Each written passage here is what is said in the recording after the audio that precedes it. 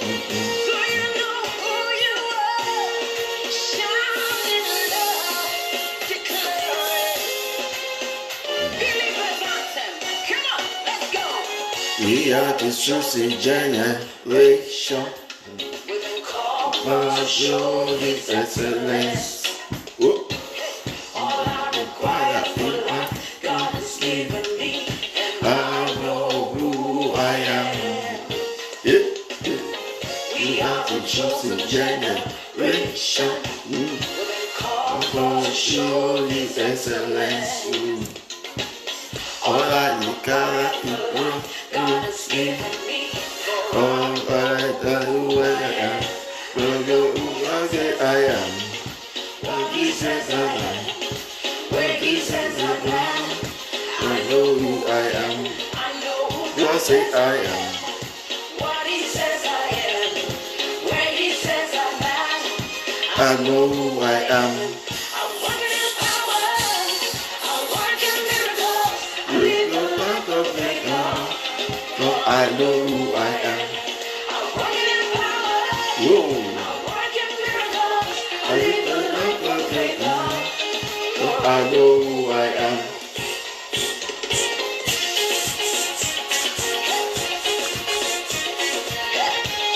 Hey, where I am.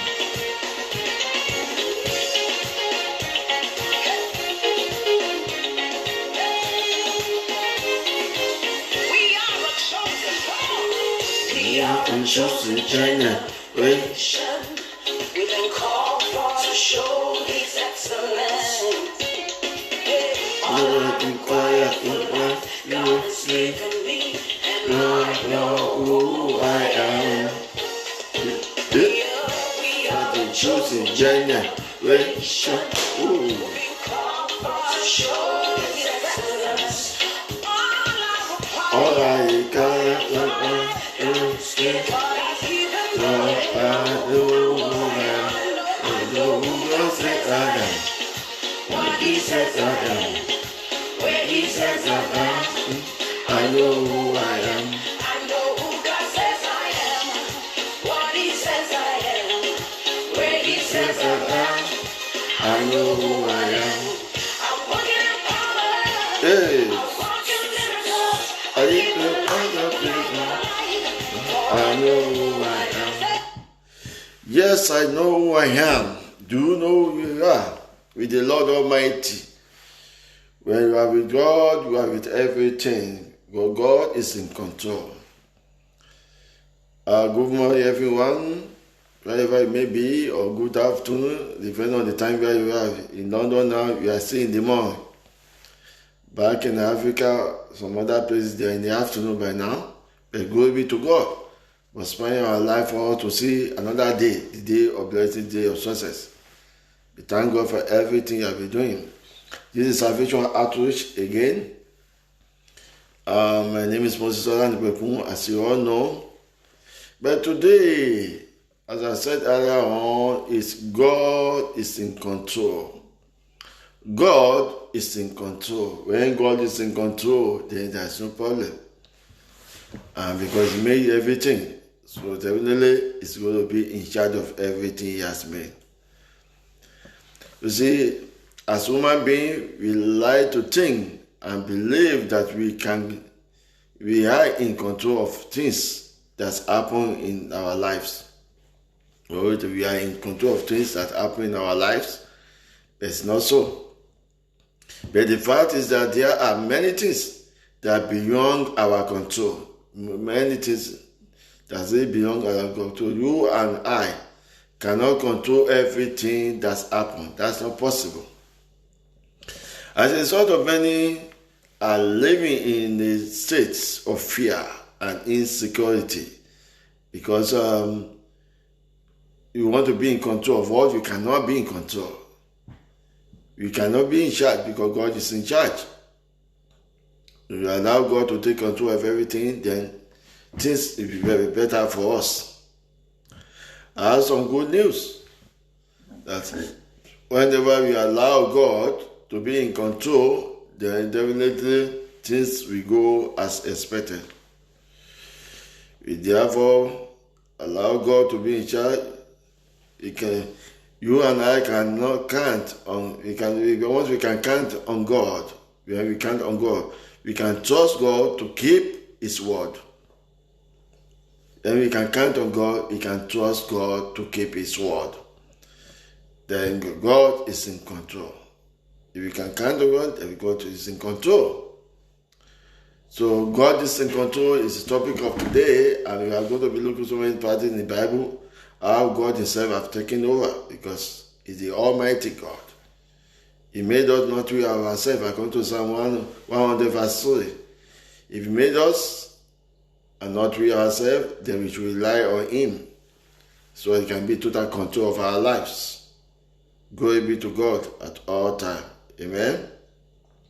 We need to have a strong belief and complete faith. Complete faith that God is in absolute control of the world in our life, everything in our life that we live in. In the Lord we live in, you have to have absolute faith that God is in control. When you allow God to be in charge of everything, then we are assured that everything will be all right with us. No matter what, it's still God. Whether we like it or not, it's God. One of the places I quickly want to look at it, that we know that God is in control. I quickly look at 1 Chronicles 29 verse 11. 1 Chronicles 29 verse 11. It says, everything in the heaven and the earth is yours, O Lord. We adore you as being in control of everything.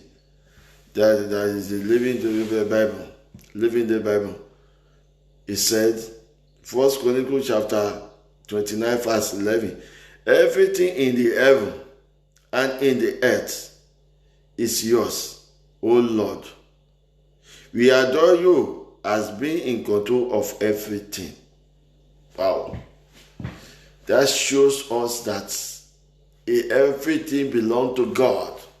And when everything belongs to God, it's in control of everything.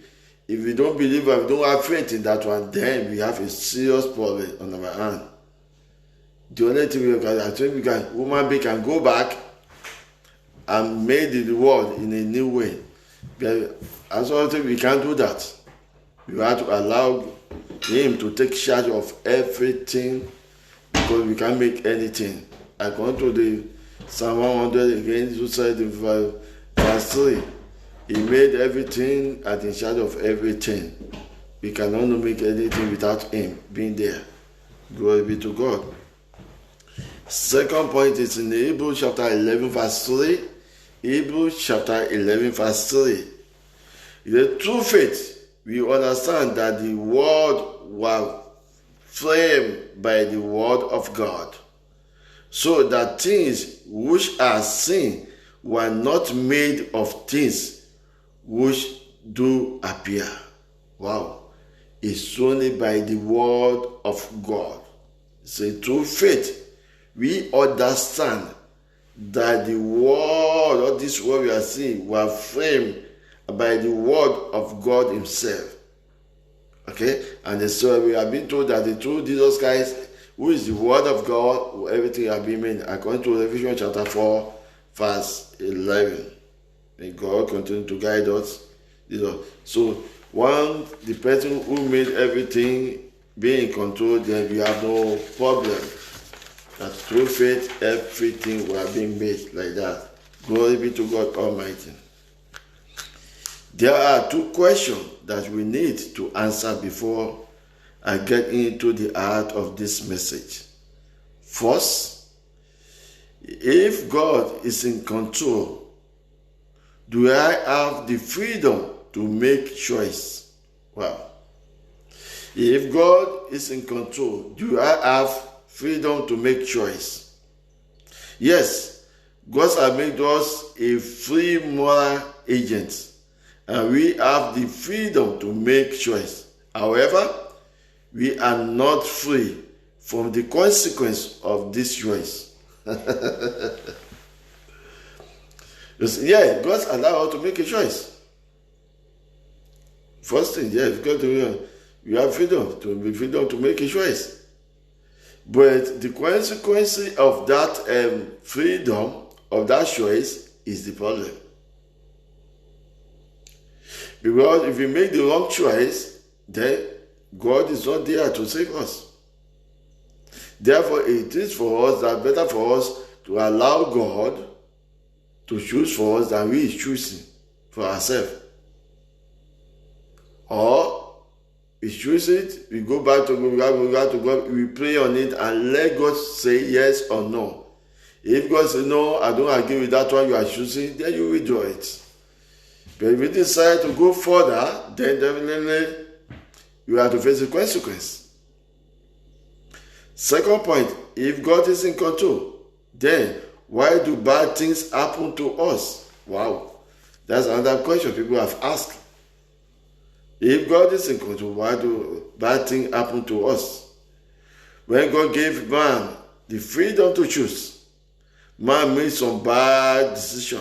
Adam chose to disobey God. He chose to disobey God. Okay?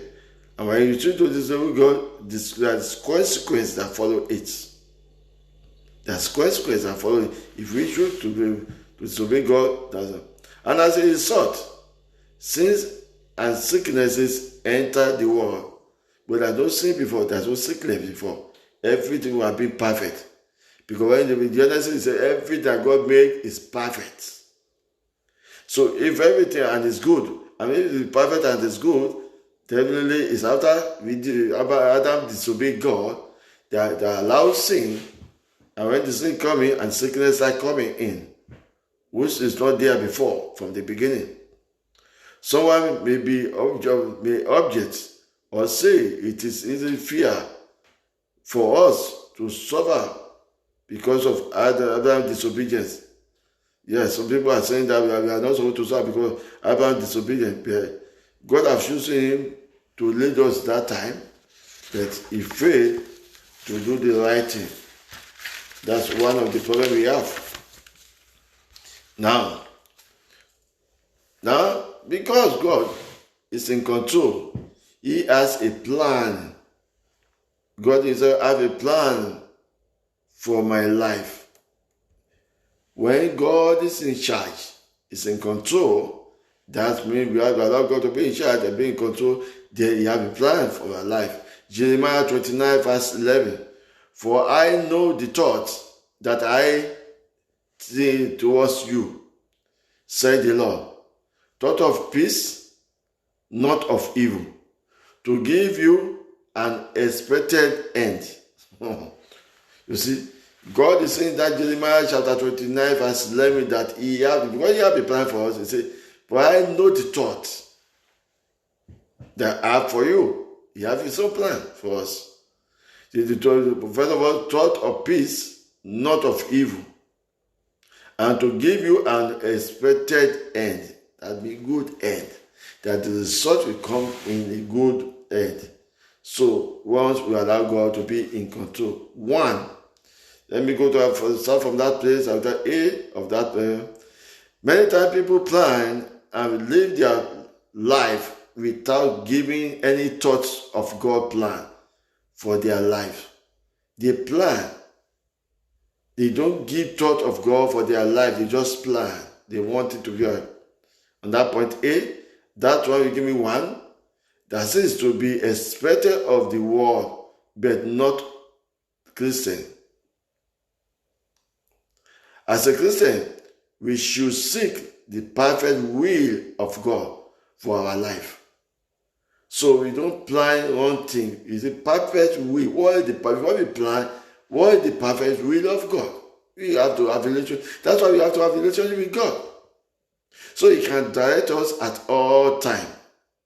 We need to have a relationship with God. Yes. That's not always the case. There are many Christians that plan and live their life as though God didn't exist or have a plan for their lives. They just do whatever they want to like. Then when they are into a problem, then they want to God. who is also supposed to be so. Proverbs 19 verse 21. There are many devices in a man's heart. Nevertheless, the counsel of the Lord that shall stand. In our heart, as human beings, there are so many devices. We think of this, we think of that. But the counsel of the Lord, our Maker, shall stand. And nothing can withstand it. It's our Maker. He made us, so it's the value of the Lord shall stand. That's another point. When we plan ahead, we need to plan ahead with eyes and hearts towards God. When we plan anything, we have to plan ahead with our heart towards God to follow us through everything we are doing. One point under that one is that we may make our plan, but God has the last word. We made that plan, but let us hear from the Lord to give us the last say, go ahead or not. Amendment, or say, don't do it, or go ahead with it. You have to allow God. Amen. Everything has to be towards God. How many of us have had God change your plan? How many of you did not marry the first person you thought you might marry? See? And therefore, now you say, oh, this person that I'm going to marry, and at the end of the day, you don't even marry that person. God might decide to step into it and say no. That's why when you want to get married, so many people, you do the counseling, you make the passport, people advise you. If you are a Muslim, you go and they decide to talk to you, telling you life and putting you through. And allow God to say yes first before they go ahead joining you together. That's part of life. See, I'm not saying that we shouldn't have goal. Yeah, we have goal. Yeah, you have to plan goal for what you want to do in life. But I'm not saying that you shouldn't make a plan. Yeah, we make a plan. True. Bible says we should make plan. But we should make our plan counting on God to direct us. We made the plan, we then counting on God to direct us. We don't lead, we let God lead to direct us on that plan we have made. So we allow God to be what? To be in control. Why? Because we realize that how little we know. We know a little. So we don't know what is next. We don't know what will happen within that plan. The only person who knows what will happen within that plan is God, who sees everything. We know where it's going to end. So we need God to take over, to tell us what to do. So we should allow God to be in control. Make plan, but the key is to cooperate with God. Make plan, but the key is to cooperate with God. When we cooperate with God, our plan will succeed. One point of that make plan and the key to cooperate with God is one. We pray about the plan. We should make our plan counting on God's to direct us. 1. 2. Planning without prayer is prescription. Okay, we just planning that it's just presumption that this thing can happen because you don't have anything to follow it to back it up. When we pray, that's when God will give us the answer whether we will right or not. Meditate on it. One of the prayers I have prayed probably as much as any prayer in the last 15 years. So, God, what do you want me to do? What do you want me to do? I need direction. How can I best serve you? You see, how can I best serve you?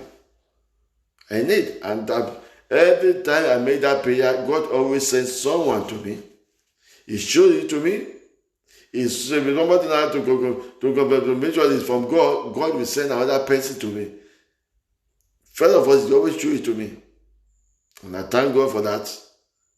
Why I'm dedicated to that one is this really from God. God will then send another person to come and confirm that thing. And that give me happiness. That, joy, that thank you, God to see on my side. Because God is in control. He has a purpose for my problem. He has a purpose for my problem. Sometimes we have problem. Yeah. He has a purpose for my problem. Jesus Christ said when he was there, he said, what they do to me, they're going to do it more to you. More than that one to you. He told his disciple about that one. So as a Christian, we should expect that even though things are sometimes going to allow some problem to come because he's in charge for a purpose. Now, let's look at that. Genesis chapter 50, verse 20. Genesis chapter 50, verse 20. But as for you, ye thought of evil against me, but God made it unto good, to bring to pass, as it is these days, to save many people's life. You see, here it was Joseph talking to his family, to his brothers. When we were in that Genesis chapter 50, verse 20, he was telling his brother that they thought of evil for him, but because God is in control, he allowed that evil to come in, but he took charge with the grace of God. That's why I told Paul, my grace is sufficient for you. So he allowed that evil to come in, and I used that evil, turn it to good, in order to save other people's life. So they put him, selling as a slavery to people of the Egyptians. They took him to Egypt, getting to Egypt. At the end of the day, he was put into the prison. From the prison, he became a prime minister to save people's life. So sometimes God allows evil thoughts of the Satan plan to come to pass, and he will turn that thing to good. He will use that evil to good, because God said in Isaiah 45, He said, I, God, created evil. I created good. I created bad. I created good. So God is said to all this. Isaiah 45. So put that right there. God allowed it to happen to Joseph in order to save other people's life. Another point is in Romans chapter 8, verse 28. Romans chapter 8, verse 28. And we know that all things work together for good to them that love God, to them who are the called according to His purpose. According to His purpose. All things work together for good. What happened to Joseph on the way when they were being set on the slavery? It happened because God had a plan for Joseph to save life. We want to use Joseph to save other people's life. So when they are in Egypt, they had problem of farming, everything.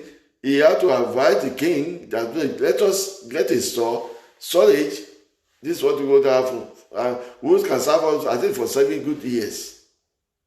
And that was done. If people are hungry, they have nothing to eat, they will die off. But the food they saved that time, they will use it, and even serve other nations that are coming in. So then when that look at that Romans 8, verse 28, it says, we know that all things work together for good to them that love God. Wow. To them that love God. Not to everybody. Not to everybody. And to them who are called according to His purpose. So it's that there is a purpose that is received for that. And that's why God allows some evil party to happen during that process and turn it to good. Glory be to God Almighty. And that's giving, sometimes you allow that one in order to for you to know that He's a God, that we can't do without Him. He allowed that to happen. Sometimes, in order for you to do that, He's a God. He's in charge. Another point is life is not a series of random events. No. With no meaning. Or accident that just come and go. No. Life is not like that. Life has a meaning. Life has a purpose. Life has a purpose. If you are a believer, nothing comes into your life without the Heavenly Father's permission. Nothing. Whether good or bad, they are evil, they are this, they are that. Sometimes God allows it to come. It might be you have a short life and God wants to do, okay, when that thing happen to you, He just use that one to keep you somewhere until you use another means to overcome that evil for you. Then you come out back like a new person. Look at Job. In order for God to believe that no matter how we are in pain, no matter how everything have gone, I got the power to restore. That's why He restored Job back. By the time you get to 41, Job chapter 41, everything has gone to an end there.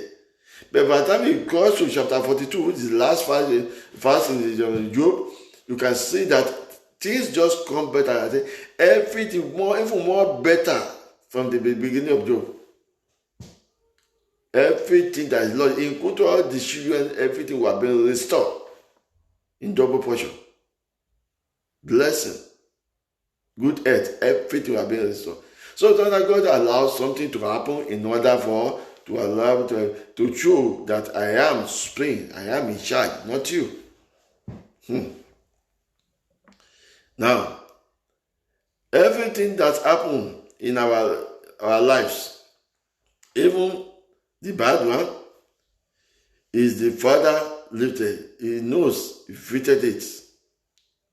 He cannot come into our life without permission. No. That's why Satan went and took permission from God when he wanted to deal with Job. God was even telling him that, this man, what do you want here? This man is my people. You say, because you are blessing, because you have done this, that's why he's having you. Let me deal with him, you say. And God said, okay, you can deal with him, but you don't have permission to take his life. God didn't give you permission to take his life. He said, okay, deal with him. He's in my mind. And to at the end, that's what happened. Glory be to God in the eyes. Another point, your problem have a purpose. You have a problem, there is purpose for that problem. Once we have problem, then go to God. Why does this thing happen? Why? What's the reason why this thing happen? So every problem have a purpose. Point B, I am not saying that everything that's happened to you is God's way. No. Not everything that happens that is God's way. One, God is not always done on earth. No. That is why we pray. There will be done on earth as it is in heaven. There will be done on earth as it is in heaven. So what is the spiritual aim? We want God to take over. So whatever happens spiritually, then when you come to earth, so we act according to that. So not everything that is there that is from God, that will say, your will be done on earth as it is in heaven. We need that prayer every day. So that in order to put God to know that God is in charge. I'm not saying that God causes everything. It doesn't. It doesn't at all. God does not cause your problem. No. He doesn't have to. He just permit them. He permits them to happen. It doesn't cause it. He permits them to happen and he turned it to good. He returned it to good. And he just use them for good in your life. You use those problems for good. Always use that problem, always use it for good, because that's God. God will use your problem to get you to the place that he has designed for you. You see, God will use problem to get us to where he has designed for us individually. So when we have the problem, yes, even nationwide, even within the family, he allowed that problem to come. As long as we pray everything, they will give us solution. Do this, do that, through the prayer. Thank you that you allow Holy Spirit to lead us. Glory be to God Almighty. Now, if you want to close that one back to what happened in the Acts of Apostles. In the Acts of Apostles, yes. You just say, I will give you, chapter 1, he said, I will give you a comforter. I will send the comforter to you to come and tell you. But they know they're going to go through that problem. Why? If they're going to go through that problem, challenges, we won't be referring to that place now to know what to do. So we are using what happened there at that time now to solve some problem now, and we are using it to pray to God. God allowed it. And for the Christian to spread. Okay? In order to be the Christian to go throughout the whole world, he had to allow it. He allowed problem to happen. And yes, we are there running from one place to another. You know, when there's problem here, they say, oh, let's go to another village. Even when Jesus was preaching, he get to one place, say, oh, let's move to another place. And they are moving. Using that problem to spread the Christian. But it's moving to another place. It's moving to another place. They have problem. Meanwhile, the good news is going to one place to another. So if there are no problem, you just sit down in one place and don't be calm in only one place. But because there is a problem now, they are moving. They have given them the good news over there. Some people are making trouble with them. They move to another place. They move to another place. And they continue spreading the good news. That's not when we are too comfortable in our seat. We just sit down. We don't move forward anymore. We just stand in one place. Because we are too comfortable. We don't move forward. We blame God. We don't expand the course. In order to regulate that, we pray every time that God expand my course, expand my territory. Yes, God will do that one. But sometimes God will allow some small problem to happen here so you can move forward.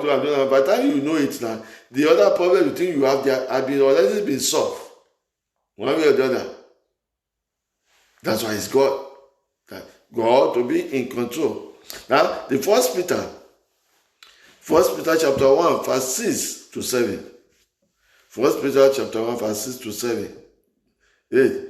Wherein ye greatly rejoice, though now for a season, if need be, ye are in heaviness to the manifold temptations. To the manifold temptation.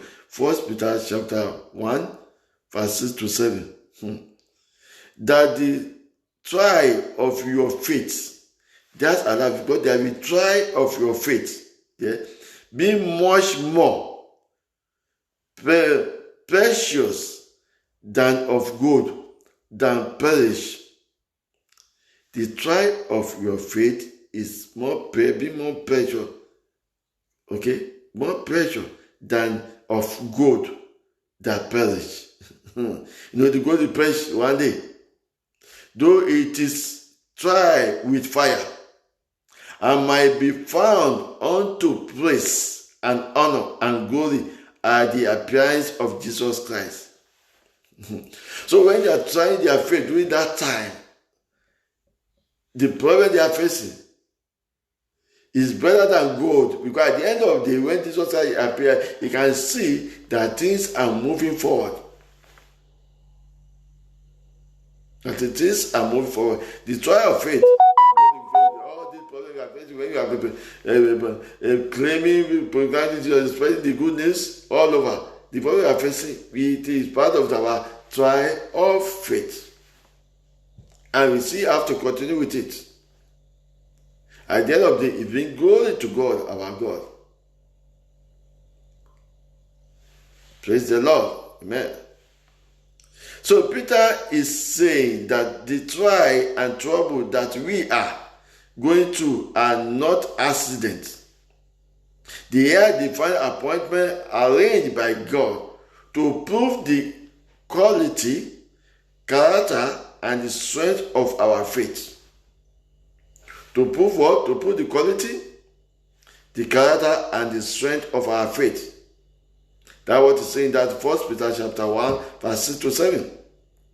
Now, they are divine appointment arranged by God to prove their quality, everything. Secondly, Joseph said, you might meant it for bad. Remember what Joseph said? He said, you meant it for bad. In Genesis chapter 50. He told his brother that you meant it for bad, but God meant it for good. My brothers, you meant it for bad for me. That's why you sold me out. But God meant it for good.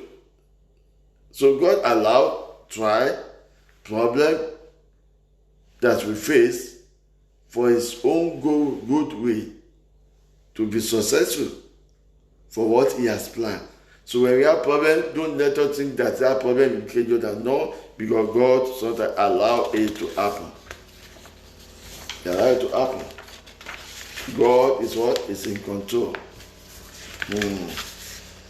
At one place I want to look at another problem. Let me look at it quickly. Second Chronicle. Second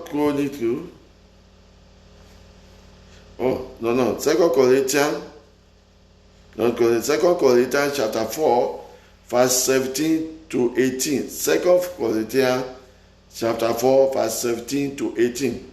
For our light affliction, which is but for a moment, worketh for us a far more exceedingly and eternal weight of glory. While we look not at the things which are seen, but at the things which are not seen. For the things which are seen are temporal, but the things which are not seen are eternal. Wow. So it's not the way we are looking at it that God look at it. The one we see can perish at all time.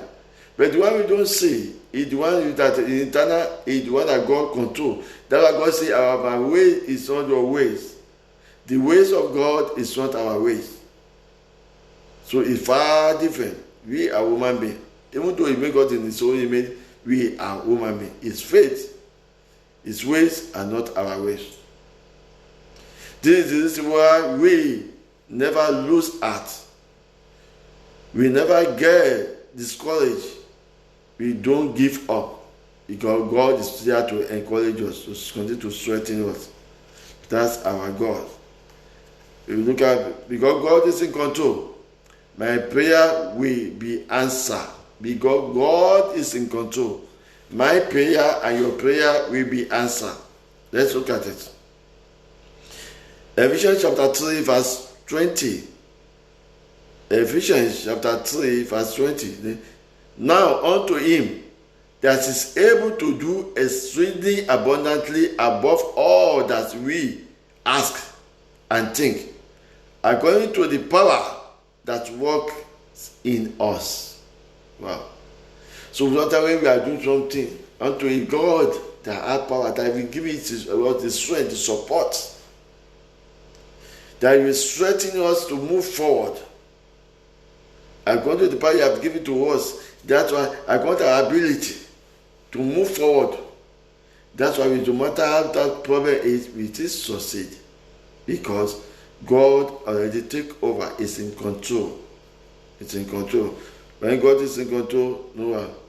Sometimes Satan starts whispering in our ears. Nobody hearing this, but God is listening. You are wasting your time. Satan will tell us we are wasting our time. Your prayer is not going to get above this ceiling if we tell us so many things within our heart in order to waste us down. But now, prayer does not work. If you be telling you do that does not work, all this time you have been praying, what do you achieve from there? That's Satan. Satan does ever say that to you. He say that every time. But prayer works because God is in control. One, if God were not in control, prayer is a waste of time. If God is not in control, then prayer is a waste of time. You are only praying for nothing. Pray about something and look at the result. And whenever we are waiting for the result, always let us bear something in mind. That God's time is not our time. And everything that God made is with time. We have to be aware of that one. Okay? Second, because God is in control, He can control the uncontrollable. Because God is in charge, is in control. There's something we cannot control, we don't know. You know why? If we are absent, we are not there when the people, the enemy are planning so many bad things against us. They are setting us up, we don't know. What they are thinking, who might be thinking in their mind against another person, you don't know. All what we know is only what we hear them saying at that moment. So the uncontrollable belong to God for Him to control it because He's in control. That's why when they got to the Red Sea, Moses cannot cross over with the children of Israel. He had to wait for God. Instruction. And when God took over, when God is in charge, yes, He divided the Red Sea, they went through it. The enemy are coming, He punished them between the Red Sea. Oh. That shows that God is in control. When they get to the river Jordan to cross with the Ark of Covenant, God said the people who are bearing the ark, let their leg touch the water, and you will see, once they touch that water, the river Jordan, it will divide into two. And it divided into two. And even asked them to stay in the middle of it, so they can pick the 12 stone to represent the 12 tribe of Israel. That is God. That God is in control. Otherwise, they won't be able to cross over. What they used to do that one is the word of God that they are carrying, that took control of their leg. The person who are carrying the Ark of Covenant, they're being made by God, image. The word they are carrying is the Ark of Covenant. They were putting the word of God inside. In between that is the mercy seat, who's representative for our Lord Jesus Christ, in between the two angels on the ark. The person that, and through this ark, before they carry it, remember it was God who gave the instruction to those people of Israel to make the ark. Tell them what to do, how to make it, and they make it, and what they put inside. So it's in control all over. So by the time they get to the river Jordan when they are carrying it, yes, because it's in control. He just told them, your body, everything within you, I am with you throughout the journey. So God is in control. So we should allow God to be in control of our life, to be in charge of our life. Yeah? You don't have to know the key man if you know the man who holds the key. Because you have already known God. We don't need to know anybody. Once you have known God, everything is in order. And we are lying. If we want to choose for ourselves, choose to God, is this one good? If you say no, choose another one. When you say when God sent Samuel to go and anoint David, by the time you get there, his brother was the first one. Oh, this one was very good looking. Oh, the way you see it, very good looking. God said, no. I don't look at the way you look at. I'm looking at the art. You look at the physical one. No, that's not the person. Until when everybody has passed through, you say, is there no other person here? So there's one little boy that's out there. The guy is looking after the sheep. Yeah. We all of us are going to stand here until when he comes. We can't sit down until when he comes. And when you can call the people, I don't know how far that, but they stood up until David arrived, and he anointed him. So until David arrived, that means God is in control. Samuel at that moment, immediately he had the word of God, that's not the president. He allowed God to continue leading. Otherwise, you will say, okay, the way I've seen this one is this one fit enough to be a king. Let me do this. He will disobey God and he's going to be in serious trouble. But he waited, he looked until when the other, and he has is there any other person? So that's what that little one. The one they don't even think of. The smallest one. To God with God. That's God for you. So we allow God to take over. God will take over whenever God is in control. God take over. Prayers have an impact because God is in control. Prayers have an impact because God is in control. That is the basic of all miracles. God's sovereignty. If He want to overrule nature, He can. If God want to overrule our nature, He can. If He want to overrule human law, He can. If He want to overrule the government, He can. He can do whatever He want to do because it's God. It's in control. This is the confidence that we have in approaching God. That if we ask anything according to His will, He will hear us. According to His will, God will hear us. Acknowledge is in control over my life. Don't fight it. Don't run from it. Don't resist it. Accept it. Cooperate with it. And be grateful for it that God has in control. Enjoy blessing of it that God is in control. Thank God for it. Yes. In His control, nothing can devastate you when God is in control. Nothing can happen, can devastate you if you trust in the one who controls it all. If we trust in the one who controls it all, then everything will be in peace. No matter how the trouble on the way, we will come back and give glory to God, Almighty God, because He's in control. Yeah. Believe Jesus. Believe. Learn to trust God. Then you will have peace, confidence, and hope. If we learn to trust God, one thing, you're going to have peace, you're going to have confidence, you have hope. That's why, because I trusted God a lot for everything. Because you can't do anything. We have to trust God, whether we like it or not. We have to learn how to trust God. Once we can trust God, everything will be in place. Peace, confidence, and hope. The best way to let God control your life is to establish a spiritual base for your life. To establish a spiritual base for your life. If you want God to control your life, you have to establish a spiritual base for your life. How do you establish a spiritual base for your life?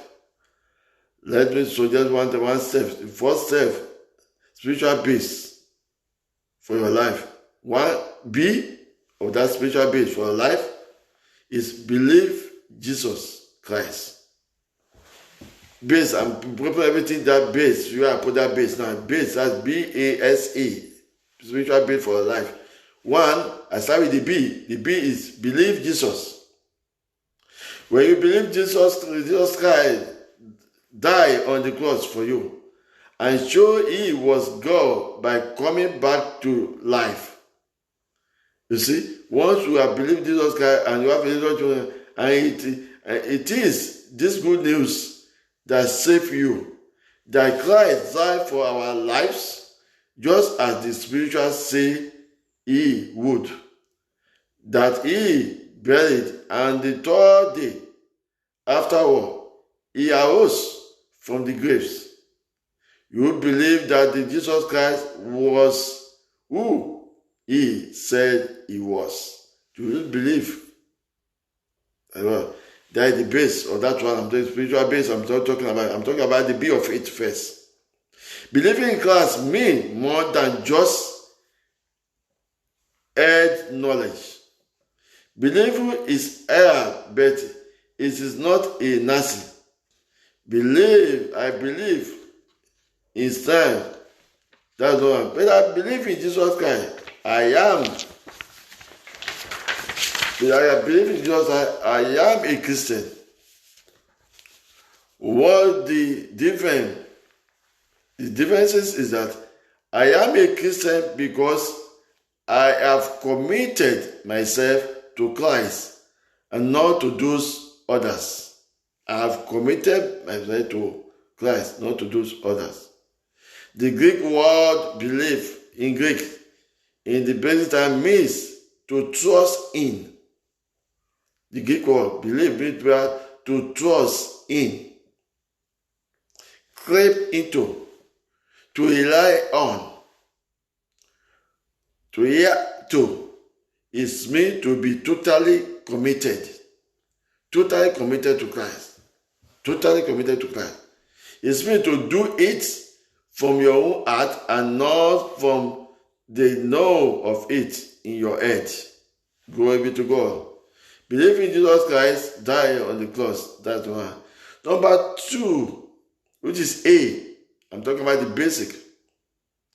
That I'm talking about B, which is believe in Jesus Christ that died on the cross. B, then the A, letter A, accept God, free forgiveness for your sin. Accept God, free forgiveness for your sin. When you accept, now God said, He will accept and acquire us, declare us not guilty if we trust Jesus Christ to take away our sin. So if you do that one and we believe in Him, that Jesus Christ has taken away our sin, that everything have gone, that we are starting living with Him, everything will be good for us. He said we can come to Him and He does the rest, the sketch for us. He turn it upside down, shake it, and sweat it wipe clean. He clean everything away. So, A, accept God, free forgiveness for all our sin. All my sin, when I have accepted, reporting to me, myself now. And they wipe away, they wash away, clean it up. Glory be to God. When you are reading Psalm 21, they always say Psalm 51, they always say, watch me with your eyes. Me, I always say, wash me with the blood of Jesus. Because when the blood of Jesus have washed it away, everything is clean. And I'm a newborn again, new person. I'm just talking about the basic. So I believe in Jesus Christ, accept God's way for forgiveness of sin. This stuff, the S in it, switch to God's plan for my life. Switch to God's plan for my life. You shall choose away from my own plan and come to God's plan. That's the basic. We are talking about the essence. Switch to God's plan for my life. The Bible says, turn from your sin and accept on this glorious news. Don't let the world switch you into its own mood, but let God make you so that the whole attitude of mind is changed. We shoot to God's plan immediately. And the last one, which is evil, without comparing to be basic, is express your desire to Christ to be the director of your life. Express your desire to Christ to be the director of your life. Let him direct it. So you tell him, you don't become a Christian until you ask. God doesn't save anybody until they ask to be saved. He said in the book of Joel, he said, as people who are ask for saving, I will save them. Who are ask, we ask. That's why I say, ask and you shall be given. Knock and the door shall be opened. Seek and you shall find. So you ask. You ask. And then, so if you allow, you ask from God and He will do it. God will do it. If you confess with your lips that Jesus Christ is the Lord and believe in your heart that God raised him from the dead, you will be saved. God's promises. Here is a prayer you can pray. Dear God, I believe you sent your Son, Jesus, to die for my sin, so I can be forgiven. I am sorry for my sin, and I want to believe that the rest of my life, the way you will want me to. Please put your spirit in my life to direct me. Amen. Glory be to God Almighty. God is in control.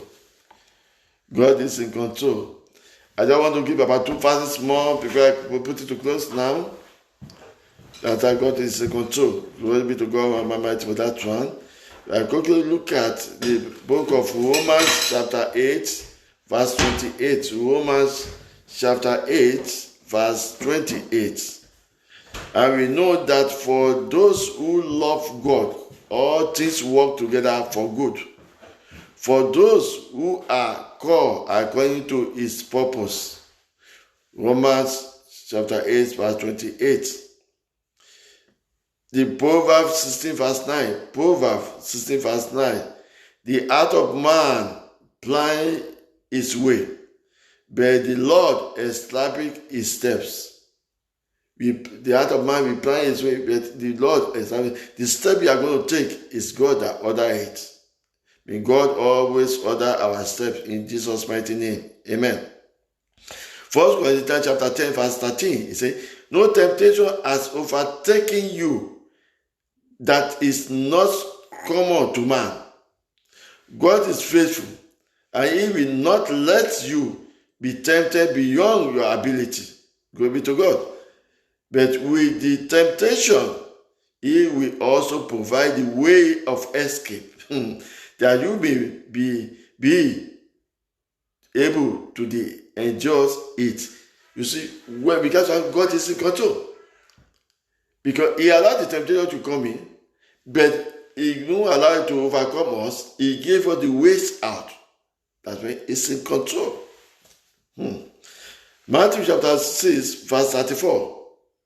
Therefore, do not be anxious about tomorrow, for tomorrow will be anxious for itself. Sufficient for the day is its own trouble. So God is in control. Let God take the charge of that and not you. Ephesians chapter 1, verse 11. In him we are, Ephesians chapter 1, verse 11. In him we have obtained an inheritance, having been precedents according to the purpose of him, who work all things according to this counsel of his will. He work everything according to counsel of his will. So it is the will of God. That means God is in control. Psalm 27 verse 1. of David. David said this, Psalm 27 verse 1. He said, the Lord is my light and my salvation. Of whom shall I fear? The Lord is the stronghold of my life. Of whom shall I be afraid? You see? When God is already in control, that's nothing else. Yes. In Matthew chapter 19, verse 26. Matthew chapter 19, verse 26 says, but Jesus looked at them and said, with man this is impossible, but with God all things are possible. With human being it's not possible. But with God everything is possible because He made it. He sometimes He allowed it to happen. He has solution to everything. That means God is in control. Matthew chapter 19 verse 26. Now 2 Timothy chapter 1 verse 7. 2 Timothy chapter 1 verse 7 says, for God gave us a spirit not of fear, but of power and love and self-control. God didn't give us the spirit of fear. Power, love, and self-control is God. Let me just quickly give you more before I move on now. Quickly on Psalm 94 verse 19. Psalm 94 verse 19. When the care of my heart are many, your consolation share my soul. Wow. That's God is in control. When there are many, the consolation of God share me up. St. John chapter 14 verse 27. Peace I live with you. My peace I give to you. Not as the world do I give to you. Let not your heart be troubled, neither let them be afraid. Don't allow your heart to be afraid, because God is in control, He's in charge. Philippians chapter 4 verse 6 to 7. Do not be anxious about anything, but in everything by prayer, supplication, with thanksgiving, let your requests be made known to God. And the peace of God, who surpasses all understanding, will guide your hearts and your mind in Christ Jesus. Amen. Amen. 1 Peter chapter 5 verse 6 to 7. Humble yourself, therefore, under the mighty hand of God, so that at the proper time He may utter it, casting all your anxieties on Him, because He cares for you. God cares for us. Let everything be to Him and to be in control. Revelation 1:17. When I saw Him, I fell at His feet as though dead. But He laid His right hand on me, saying, fear not, I am the first and the last. Jesus Christ said that to him, to John, in Revelation chapter 1, verse 17. 1 Timothy chapter 6, verse 15. Which He will display at the proper time. He who is the best, the blessed, and only sovereign, the King of kings and the Lord of lords. So that He's in the control, God is in control. Hebrews chapter 1 verse 3. He is the evidences of the glory of God and the exact imprint of His nature. And He upholds the universe by the word of His power. After making purification for sin, He sat down at the right hand of the majesty on high. Majesty on high. That we're talking about Jesus. We're talking about Jesus Christ, His place in heaven. God is in control. Mark chapter 6, verse 50. For they all saw him and were terrified. But immediately he spoke to them and said, Take heart, it is I. Do not be afraid. God is in control. You can say more and more update that God Almighty is in control. Now, I'm going to put this conclude by using this one in Amos chapter 3, verse 6. It's a trumpet blown in a city, and the people are not afraid. Does the disaster come to a city unless the Lord has done it? God is in control. Nothing can happen unless I thank you. I thank God Almighty for our life. I give glory, honor to God Almighty, who have been there, who have been the Alpha and the Omega, who have been guiding us. Give glory to God and thank God that God is God. And lastly is Psalm 9 verse 10. Psalm 9 verse 10. And those who know your name and put their trust in you, for you, O Lord, have not forsaken those who seek you. God will never forsake us because we have known His name. I pray to God, God will never forsake us. We have known His name, yes. And I pray, Almighty God, that nothing should separate us from God, our Creator, from the love of God in us. That God will continue to guide and protect us in the mighty name of Jesus. If you haven't given your life to Jesus Christ, please give it now. Watch this video again. Again, you can watch it, you can share it, watch it on YouTube, which is Moses Olanipekun, on Facebook, which is Moses Body Olanipekun. You will see me, I will see you. This is Salvation Outreach. May God continue to direct us and protect us. Thank you for listening and remain blessed. In Jesus' mighty name. Amen. Bye for now.